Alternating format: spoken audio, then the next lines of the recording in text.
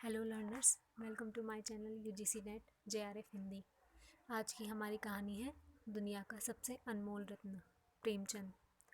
ये प्रेमचंद की जो कहानी है ये 1907 में ज़माना पत्रिका में प्रकाशित हुई थी। तो इसके मुख्य पात्र हैं दिलफिगार, दिलफरेब, काला चोर। और इस कहानी का जो मुख्य विषय है वो है देश प्रेम। मुख्य विषय इसमें दिखाया गया है। ठीक है, तो आइए शुरू करते हैं हमारी आज की कहानी। दुनिया का सबसे अनमोल रत्न प्रेमचंद।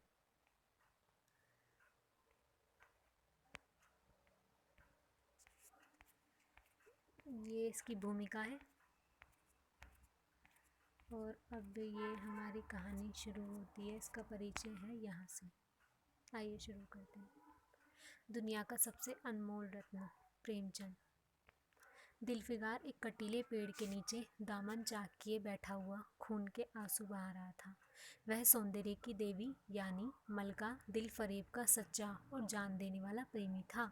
उन प्रेमियों में नहीं जो इत्र फुल्लेल में बसकर और शानदार कपड़ों से सजकर आशिकी वेश में माशूकियत का दम भरते हैं, बल्कि उन सीधे साधे भोले भाले फिदाइयों में जो जंगल और पहाड़ों से सर टकराते हैं और फरियाद मचाते फिरते हैं। दिलफरेब ने उससे कहा था कि अगर तू मेरा सच्चा प्रेमी है तो जा और दुनिया की सबसे अनमोल चीज़ लेकर मेरे दरबार में आ, तब मैं तुझे अपनी गुलामी में कबूल करूंगी। अगर तुझे वह चीज़ ना मिले तो खबरदार इधर रुख ना करना, वरना सूली पर खिंचवा दूंगी। दिलफिगार को अपनी भावनाओं के प्रदर्शन का, शिकवे शिकायत का, प्रेमिका के सौंदर्य दर्शन का तनिक भी अवसर न दिया गया। दिलफरेब ने जो ही यह फैसला सुनाया, उसके चौबेदार ने गरीब दिलफिगार को धक्का देकर बाहर निकाल दिया और आज 3 दिन से यह आफत का मारा आदमी उसी कटीले पेड़ के नीचे उसी भयानक मैदान में बैठा हुआ सोच रहा है कि क्या करूं। दुनिया की सबसे अनमोल चीज़ मुझको मिलेगी? नामुमकिन। और वह है क्या? कारू का खजाना, आबे हयात, खुसरो का ताज, जामे जम, तख्ते ताउस, परवेज़ की दौलत? नहीं, ये चीज़ें हरगिज़ नहीं। दुनिया में ज़रूर इनसे भी महंगी, इनसे भी अनमोल चीज़ें मौजूद हैं, मगर वह क्या है, कहाँ है, कैसे मिलेगी? या खुदा, मेरी मुश्किल क्यों कर आसान होगी? दिलफिगार इन्हीं ख्यालों में चक्कर खा रहा था और अकल कुछ काम न करती। मुनीर शामी को हातिम सा मददगार मिल गया। ऐ काश कोई मेरा भी मददगार हो जाता। ऐ काश मुझे भी उस चीज़ का जो दुनिया की सबसे बेशकीमत चीज़ है नाम बतला दिया जाता। भला से वह चीज़ हाथ ना आती, मगर मुझे इतना तो मालूम हो जाता कि वह किस किस्म की चीज़ है। मैं घड़े बराबर मोती की खोज में जा सकता हूँ। मैं समुंदर का गीत, पत्थर का दिल, मोती मौत की आवाज़ और इनसे भी ज़्यादा बेनिशान चीज़ों की तलाश में कमर कस सकता हूँ, मगर दुनिया की सबसे अनमोल चीज़, यह मेरी कल्पना की उड़ान से बहुत ऊपर है। आसमान पर तारे निकल आए थे।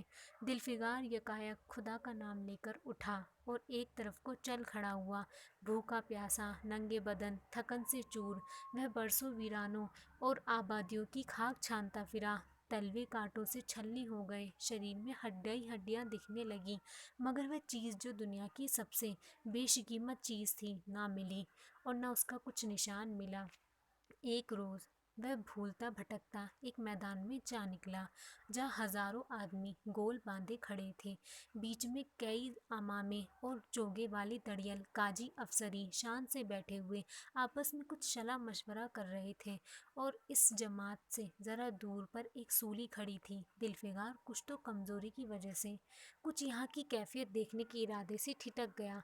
क्या देखता है कि कोई लोग नंगी तलवारें लिए एक कैदी को, जिसके हाथ पैर में जंजीरें थीं, पकड़े चले आ रहे हैं। सूली के पास पहुंचकर जब सिपाही रुक गए और कैदी की हथकड़ियाँ, बेड़ियाँ सब उतार ली गईं, इस अभागी आदमी का दामन सैकड़ों बेगुनाहों के खून की छींटों से रंगीन था और उसका दिल नेकी के ख्याल और रहम की आवाज़ से ज़रा भी परिचित न था और उसे काले चोर कहते थे।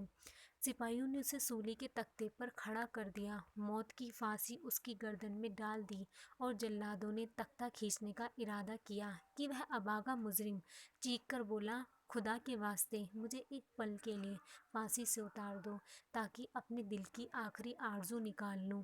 यह सुनते ही चारों तरफ सन्नाटा छा गया। लोग अचंभे में आकर ताकने लगे। काजियों ने एक मरने वाले आदमी की अंतिम याचना को रद्द करना उचित न समझा और बदनसीब पापी काला चोर जरा देर के लिए फांसी से उतार लिया गया। इसी भीड़ में एक खूबसूरत भोला भाला लड़का एक छड़ी पर सवार होकर अपने पैरों पर उछल उछल कर फर्जी घोड़ा दौड़ा रहा था और अपनी सादगी की दुनिया में ऐसे मगन था जैसे वह इस वक्त सचमुच किसी अरबी घोड़े का शाह सवार हो। उसका चेहरा उस सच्ची खुशी से कमल की तरह खिला हुआ था जो चंद दिनों के लिए बचपन में ही हासिल होती है और जिसकी याद हमको मरते दम तक नहीं भूलती। उसका दिल अभी तक पाप की गर्द और धूल से अछूता था और मासूमियत उसे अपनी गोद में खिला रही थी। बदनसीब काला चोर फांसी से उतरा। हजारों आंखें उस पर गड़ी हुई थीं। वह उस लड़के के पास आया और उसे गोद में उठाकर प्यार करने लगा। उसे इस वक्त वह ज़माना याद आया जब वह खुद ऐसा ही भोला भाला, ऐसा ही खुश व खुर्रम और दुनिया की गंदगियों से ऐसा ही पाक साफ था। माँ गोदियों में खिलाती थी, बाप बलाएं लेता था और सारा कुनबा जान न्योछावर करता था। आह, काले चोर के दिल पर इस वक्त बीते हुए दिनों की याद का इतना असर हुआ कि उसकी आंखों से, जिन्होंने दम तोड़ती हुई लाशों को तड़पते देखा और न झपकी, आंसू का एक कतरा टपक पड़ा। दिलफिगार ने लपक कर उस अनमोल मोती को हाथ में ले लिया और उसके दिल से कहा, बेशक यह दुनिया की सबसे अनमोल चीज़ है जिस पर तख्ते ताउस और जामे जम और आबे हयात और ज़रे परवेज़ सब न्योछावर हैं। इस ख्याल से खुश होता कामयाब की उम्मीद में सर मस्त दिलफिगार अपनी माशूका दिल फरेब के शहर मीनू सवाद को चला। मगर ज्यों ज्यों मंजिलें तय होती जाती उसका दिल बैठ जाता कि कहीं उस चीज़ की जिसे मैं दुनिया की सबसे बेशकीमत चीज़ समझता हूँ, दिल फरेब की आंखों में कदर न हुई तो मैं फांसी पर चढ़ा दिया जाऊँगा और इस दुनिया में नामुराद जाऊँगा। लेकिन जो हो सो हो, अब तो किस्मत आजमाई है। आखिरकार पहाड़ और दरिया तय करते शहर मीनो सवाद में आ पहुंचा और दिलफरेब की डयोड़ी पर जाकर विनती की थकान से टूटा हुआ दिलफिगार खुदा की फजल से हुक्म की तामील करके आया है और आपके कदम चूमना चाहता है। दिलफरेब ने फौरन अपने सामने बुला भेजा और एक सुनहरे पर्दे की ओर से फरमाइश की कि वह अनमोल चीज़ पेश करूं। दिलफिगार ने आशा और भय की एक विचित्र मनस्थिति में वह बूंद पेश की और उसे की सारी कैफियत बहुत पूर्व असर लफ्ज़ों में बयान की। दिलफरेब ने पूरी कहानी बहुत गौर से सुनी और वह भेंट हाथ में लेकर ज़रा देर तक गौर करने के बाद बोली, दिलफिगार, बेशक तूने दुनिया की एक बेशकीमत चीज़ ढूंढ निकाली। तेरी हिम्मत और तेरी सूझबूझ की दाद देती हूँ, मगर यह दुनिया की सबसे बेशकीमत चीज़ नहीं। इसलिए तू यहाँ से जा और फिर कोशिश कर, शायद अब की तेरे हाथ वह मोती लगे और तेरी किस्मत में मेरी गुलामी लिखी हो। जैसा कि मैंने पहले ही बतला दिया था, मैं तुझे फांसी पर चढ़वा सकती हूँ, मगर मैं तेरी जाँ बख्शी करती हूँ इसलिए कि तुझ में वह गुण मौजूद है जो मैं अपने प्रेमी में देखना चाहती हूँ और मुझे यकीन है तू ज़रूर कभी ना कभी कामयाब होगा। नाकाम और नामुराद दिलफिगार उस माशूकाना इनायत से ज़रा दिलेर होकर बोला, ए दिल की बड़ी मुद्दत के बाद तेरी डयोड़ी पर सजदा करना नसीब होता है। फिर खुदा जाने ऐसा दिन कब आए। क्या तू अपने जान देने वाले आशिक के बुरे हाल पर तरस ना खाएगी और क्या अपने रूप की एक झलक दिखाकर इस जलते हुए दिलफिगार को आने वाली सख्तियों के झेलने की ताकत ना देगी। तेरी एक मस्त निगाह के नशे से चूर होकर मैं वह कर सकता हूँ जो आज तक किसी ने से ना बन पड़ा हो। दिलफरेब आशिकी है चाव भरी बातें सुनकर गुस्सा हो गई और हुक्म दिया कि इस दीवाने को खड़े खड़े दरबार से निकाल दो। चौबदार ने फौरन गरीब दिलफिगार को धक्के देकर यार के कूचे से बाहर निकाल दिया। कुछ देर तक तो दिलफिगार अपनी निष्ठुर प्रेमिका की इस कठोरता पर आंसू बहाता रहा और सोचने लगा कि कहाँ जाऊं। मुद्दतों रास्ते नापने और जंगलों में भटकने के बाद आंसू की यह बूंद मिली थी। अब ऐसी कौन सी चीज़ है जिसकी कीमत इस आबदार मोती से ज़्यादा हो। हजरत खिज्र, तुमने सिकंदर को आबे हयात के कुएं का रास्ता दिखाया था, क्या मेरी बाह न पकड़ोगे। सिकंदर सारी दुनिया एक बेघरबार मुसाफिर तो किश्तियाँ किनारे लगाई हैं, मुझ गरीब का बेड़ा भी पार करो। ए आली मुकाम जिब्रील, कुछ तुम ही इस नीम जान दुखी आशिक पर तरस खाओ। तुम खुदा के एक खास दरबारी हो, क्या मेरी मुश्किल आसान ना करोगे? गरज यह है कि दिलफिगार ने बहुत फरियाद मचाई, मगर उसका हाथ पकड़ने के लिए कोई सामने न आया। आखिर निराश होकर वह पागलों की तरह दोबारा एक तरफ को चल खड़ा हुआ। दिलफिगार ने पूरब से पश्चिम तक और उत्तर से दक्षिण तक कितने ही जंगलों और वीरानों की खाक छानी। कभी बर्फिस्तानी चोटियों पर सोया, कभी डरावनी घाटियों में भटकता फिरा, मगर जिस चीज़ की धुन थी वह ना मिली। यहाँ तक कि उसका शरीर एक रोज वह शाम के वक्त किसी नदी के किनारे खस्ता हाल पड़ा हुआ था। बेखुदी के नशे से चौंका तो क्या देखता है कि चंदन की एक चिता बनी हुई है और उस पर एक युवती सुहाग के जोड़े पहनी 16 सिंगार के बैठी हुई है। उसकी जांघ पर उसके प्यारे पति का सर है। हजारों आदमी गोल बांधे खड़े हैं और फूलों की बरखा कर रहे हैं। यकायक चिता में से खुद ब खुद एक लपट उठी। सती का चेहरा उस वक्त एक पवित्र भाव से आलोकित हो रहा था।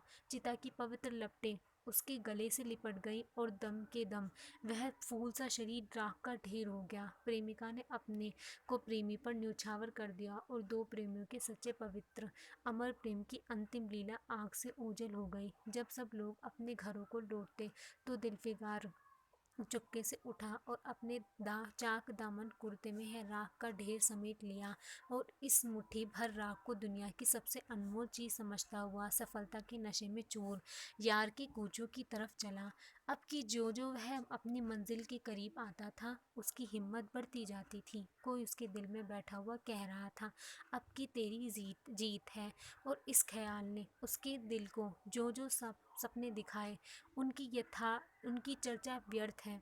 आखिरकार वह शहर मीनो सवाद में दाखिल हुआ और दिलफरेब की ऊंची ड्योढ़ी पर जाकर खबर दी कि दिलफिगार सुर्ख है रूह होकर और हुजूर के सामने आना चाहता है। दिलफरेब ने जाबाज आशिक को फौरन दरबार में बुलाया और उस चीज़ के लिए जो दुनिया की सबसे बेशकीमत चीज़ थी हाथ फैला लिया। दिलफिगार ने हिम्मत करके उसकी चांदी जैसी कलाई को चूम लिया और मुट्ठी भर राख को उसकी हथेली में रखकर सारी कैफियत दिल को पिघला देने वाले लफ्ज़ों में कह सुनाई और सुंदर प्रेमिका के होठों से अपनी किस्मत का मुबारक फैसला सुनने के लिए इंतज़ार करने लगा। दिलफरेब ने उस मुट्ठी भर राख को आंखों से लगा लिया और कुछ देर तक विचारों के सागर में डूबे रहने के बाद बोली, ए जान निछावर करने वाले आशिक दिलफिगार, बेशक यह राख जो तू लाया है जिसमें लोहे के सोना कर देने की सिफ्त है दुनिया की बहुत बेशकीमत चीज़ है और मैं सच्चे दिल से तेरी एहसान मंद हूँ कि तूने ऐसी अनमोल भेंट मुझे दी। मगर दुनिया में इससे भी ज़्यादा अनमोल कोई चीज़ है, जा उसे तलाश कर और तब मेरे पास आ। मैं तहे दिल से दुआ करती हूँ कि खुदा तुझे कामयाब करे। यह कहकर वह सुनहरे पर्दे से बाहर आई और माशूकाना अदा से अपने रूप का जलवा दिखाकर फिर नज़रों से ओझल हो गई। एक बिजली थी कौंधी और फिर बादलों के पर्दे में छिप गई। अभी दिलफिगार के होश हवास ठिकाने पर ना आने पाए थे कि चौबदार ने मुलायमियत से उसका हाथ पकड़कर यार के कूचे से उसको निकाल दिया और फिर तीसरी बार वह प्रेम का पुजारी निराशा के अथाह समुद्र में गोता खाने लगा। दिलफिगार का हियाब छूट गया। उसे यकीन हो गया कि मैं दुनिया में इसी तरह नाशाद और नामुराद मर जाने के लिए पैदा किया गया था और अब इसके सिवा और कोई चारा नहीं कि किसी पहाड़ पर चढ़कर नीचे कूद पड़ूं ताकि माशूक के जुल्मों की फरियाद करने के लिए एक हड्डी भी बाकी ना रहे। वह दीवाने की तरह उठा और गिरता पड़ता एक गगनचुंबी पहाड़ की चोटी पर जा पहुंचा। किसी और समय वह ऐसे ऊंचे पहाड़ पर चढ़ने का साहस न कर सकता था, मगर इस वक्त जान देने के जोश में उसे वह पहाड़ एक मामूली टोकरी से करीब था कि वह नीचे कूद पड़े कि हरे हरे कपड़े पहने हुए और हरा अमामा बांधे एक बुजुर्ग एक हाथ में तस्वीर और दूसरे हाथ में लाठी लिए बरामद हुए और हिम्मत बढ़ाने वाले स्वर में बोले, दिलफिगार, नादान दिलफिगार, यह क्या बुज़दिलों जैसी हरकत है? तू मोहब्बत का दावा करता है और तुझे इतनी भी खबर नहीं कि मजबूत इरादा मोहब्बत के रास्ते की पहली मंजिल है। मर्द बन और यूं हिम्मत न हार। पूरब की तरफ एक देश है जिसका नाम हिंदुस्तान है, वहाँ जा और तेरी आरजू पूरी होगी। यह कहकर हजरत खिज्र गायब हो गए। यह कहकर हजरत खिज़्र गायब हो गए। दिलफिगार ने शुक्रिया की नमाज अदा की और ताज़ा हौसले, ताज़ा जोश और अलौकिक सहायता का सहारा पाकर खुश खुश पहाड़ से उतरा और हिंदुस्तान की तरफ चल पड़ा। मुद्दतों तक कांटों से भरे हुए जंगलों, आग बरसाने वाले रेगिस्तानों, कठिन घाटियों और अलग पर्वतों को तय करने के बाद दिलफिगार हिंद की पाक सरजमीन में दाखिल हुआ और एक ठंडे पानी के सोते में सफ़र की तकलीफें धोकर थकान के मारे नदी के किनारे लेट गया। शाम होते होते वह एक चटियल मैदान में पहुंचा जहां बेशुमार अधमरी और बेजान लाशें बिना कफन के पड़ी हुई थीं। चील, कौवे और वहशी दरिंदे मरे पड़े हुए थे और सारे मैदान खून से लाल हो रहा था। यह डरावना दृश्य देखते ही दिलफिगार का जी दहल गया। या खुदा, किस मुसीबत में जान फंसी। मरने वालों का करहाना, सिसकना और हड्डियां रगड़कर जान देना, दरिंदों का हड्डियों को नोचना और गोश्त के लोथड़े को लेकर भागना, ऐसा होलनाक सीन दिलफिगार ने कभी न देखा था। यकायक उसे ख्याल आया, यह लड़ाई का मैदान है और यह लाशें सूरमा सिपाहियों की हैं। इतने में करीब से करहाने की आवाज़ आई। दिलफिगार उस तरफ फिरा तो देखा कि एक लंबा तड़गा आदमी, जिसका मर्दाना चेहरा जान निकालने की कमजोरी से पीला हो गया है, जमीन पर सर झुकाए पड़ा हुआ है। सीने से खून का फुवारा जारी है, मगर आबदार तलवार की मूठ पंजे से अलग नहीं हुई।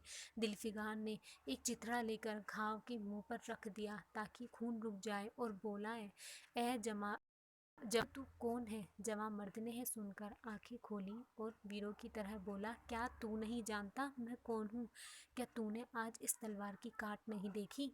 मैं अपनी माँ का बेटा और भारत का सपूत हूँ। ये कहते कहते उसकी त्योरियों पर बल पड़ गए। पीला चेहरा गुस्से से लाल हो गया और आबदार शमशीर फिर अपना जोहर दिखाने के लिए चमक उठी। दिलफिगार समझ गया कि यह इस वक्त मुझे दुश्मन समझ रहा है। नरमी से बोला, ए जवां मर्द, मैं तेरा दुश्मन नहीं, अपने वतन से निकला हुआ एक गरीब मुसाफिर हूँ। इधर भूलता भटकता आ निकला। बराए मेहरबानी मुझसे यहाँ की कुल कैफियत बयान कर। यह सुनते ही घायल सिपाही बहुत मीठे स्वर में बोला, अगर तू मुसाफिर है तो आ, मेरे खून से तर पहलू में बैठ जा, क्योंकि यही 2 अंगुल ज़मीन है जो मेरे पास बाकी रह गई है और जो सिवाय मौत के कोई नहीं छीन सकता। अफसोस है कि तू यहाँ ऐसे वक्त में आया जब हम तेरा आतिथ्य सत्कार करने के योग्य नहीं हैं। हमारे बाप दादा का देश आज हमारे हाथ से निकल गया और इस वक्त हम बेवतन हैं, मगर पहलू बदल कर हमने हमलावर दुश्मन को बता दिया कि राजपूत अपने देश के लिए कैसी बहादुरी से जान देता है। यह आसपास जो लाशें तू देख रहा है, ये उन लोगों की हैं जो इस तलवार के घाट उतरे हैं। मुस्कुराकर और गोया कि मैं बेवतन हूँ मगर गनीमत है, जमीन पर मर रहा हूँ। सीने के घाव से चीथड़ा निकाल, मरहम रख दिया, खून निकलने दे। इसे रोकने से क्या फ़ायदा? क्या मैं अपनी ही देश में गुलामी करने के लिए ज़िंदा रहूं? नहीं, ऐसी ज़िंदगी से तो मर जाना अच्छा। इससे अच्छी मौत मुमकिन नहीं। जवां मर्द की आवाज़ मंदिम हो गई, अंग ढीले पड़ गए। खून इतना ज़्यादा बहा कि खुद ब खुद बंद हो गया। रह रहकर एक आध बूंद टपक का पड़ती थी। आखिरकार सारा शरीर बेदम हो गया, दिल की हरकत बंद हो गई और आंखें मुंद गईं। दिलफिगार ने समझा अब काम तमाम हो गया कि मरने वाले ने धीमे से कहा, भारत माता की जय, और उसके सीने से खून का आखिरी कतरा निकल पड़ा। एक सच्चे देश प्रेमी और देशभक्त ने देशभक्ति का हक अदा कर दिया। दिलफिगार पर इस दृश्य का बहुत गहरा असर पड़ा और उसके दिल ने कहा, बेशक दुनिया में खून के इस कतरे से ज़्यादा अनमोल चीज़ कोई नहीं हो सकती। उसने फौरन उस खून की बूंद को, जिसके आगे यमन का लाल भी है छह, हाथ में ले लिया और इस दिलेर राजपूत की बहादुरी पर हैरत करता हुआ अपने वतन की तरफ रवाना हुआ और सख्तियाँ झेलता आखिरकार बहुत दिनों के बाद रूप की रानी मलका दिलफरेब की ड्योढ़ी पर जा पहुंचा और पैगाम दिया कि दिलफिगार सुरखरू और कामयाब होकर लौटा है और दरबार में हाजिर होना चाहता है। दिलफिगार ने उसे फौरन हाजिर होने का हुक्म दिया। खुद हस्बे मामूल सुनहरे पर्दे की ओट में बैठी और बोली, दिलफिगार तो बहुत दिनों के बाद वापस आया है। ला, दुनिया की सबसे बेशकीमत चीज़ कहाँ है? दिलफिगार ने मेहंदी रची हथेलियों को चूमते हुए खून का वह कतरा उस पर रख दिया और उसकी पूरी कैफियत पुरजोश लहजे में कह सुनाई। वह खामोशी भी न होने पाया था कि यकायक वह सुनहरा पर्दा हट गया और दिलफिगार के सामने हुस्न का एक दरबार सजा हुआ नजर आया, जिसकी एक एक नाजनीन जुलेखा से बढ़कर थी। दिलफरेब बड़ी शान के साथ सुनहरी मसनद पर सुशोभित हो रही थी। दिलफिगार हुस्न का यह तिलिस्म देखकर अचंभे में पड़ गया और चित्रलिखित सा खड़ा रहा कि दिलफरेब मसनद से उठी और कई कदम आगे बढ़कर उससे लिपट गई। गाने वालों ने खुशी के गाने शुरू किए, दरबारियों ने दिलफिगार को नजरें भेंट की और चांद सूरज को बड़ी इज्जत के साथ मसनद पर बैठा दिया। जब वह लुभावना गीत बंद हुआ तो दिलफरेब खड़ी हो गई और हाथ जोड़कर दिलफिगार से बोली, ए जानिसार आशिक दिलफिगार, मेरी दुआएं बर आईं और खुदा ने मेरी सुन ली और तुझे कामयाब व सुरखरू किया। आज से तू मेरा मालिक है और मैं तेरी। यह कहकर उसने एक रत्न जटित मंजूषा मंगाई और उसमें से एक तख्ती निकाली जिस पर सुनहरे अक्षरों में लिखा हुआ था, खून का वह आखिरी कतरा जो वतन की हिफाजत में गिरे दुनिया की सबसे अनमोल चीज़ है। बेशक दुनिया की सबसे अनमोल चीज़ है, दुनिया का सबसे अनमोल रत्न है। तो हमारी कहानी यहीं ख़त्म होती है। Thanks for watching. Please like, share, subscribe. ये इस कहानी की सबसे अच्छी लाइन है। दुनिया की खून का वह आखिरी कतरा जो वतन की हिफाजत में गिरे दुनिया की सबसे अनमोल चीज़ है, बेशक वही दुनिया का सबसे अनमोल रत्न है। Thanks for watching.